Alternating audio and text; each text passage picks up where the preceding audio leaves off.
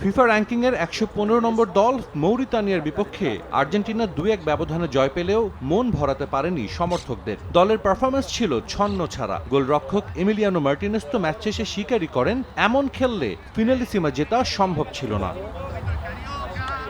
বিশ্বকাপের দল চূড়ান্ত করার আগে এটাই আর্জেন্টিনার শেষ ম্যাচ। মৌরিতানিয়ার মতো দুর্বল প্রতিপক্ষের বিরুদ্ধে কষ্টার্জিত জয়কে সতর্ক বার্তা হিসেবে দেখছেন কোচ লিওনেল স্কালোনি। স্পষ্টভাবেই জানিয়ে দিয়েছেন, বিশ্বকাপের চূড়ান্ত দল গঠনের ক্ষেত্রে পারফরম্যান্সই হবে একমাত্র মাপকাঠি। জাম্বিয়ার বিপক্ষে ম্যাচটি স্কালোনির ফুটবলার বাছাইয়ের সঙ্গে দলের আত্মবিশ্বাস ফেরানোরও বড় সুযোগ।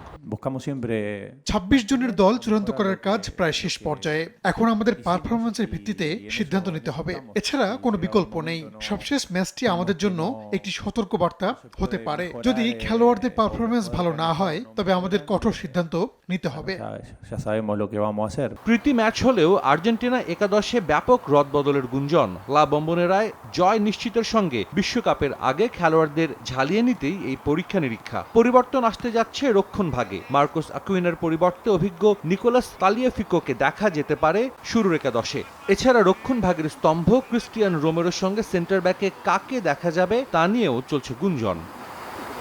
মাঝমাঠেও থাকছে চমক। দেখা যেতে পারে তরুণ তুর্কি জুলিয়ানো সিমিওনে ও অ্যালেক্সিস ম্যাকঅ্যালিস্টারকে। এছাড়া চমক হতে পারে ভ্যালেন্টিন বার্কোর অন্তর্ভুক্তি। ম্যাচের আগে কোচ নিশ্চিত করেছেন, জাম্বিয়ার বিপক্ষে শুরুর একাদশেই খেলবেন লিওনেল মেসি। ঘরের মাঠে যা শেষ ম্যাচও হতে পারে এলএম10-এর। লিওনেল মেসি ২০২৬ বিশ্বকাপে খেলবেন কিনা তা নিয়ে এখনো ধোঁয়াশা থাকলেও স্কালোনি চান মেসি যেন কোনো চাপ ছাড়ে খেলাটা উপভোগ করেন।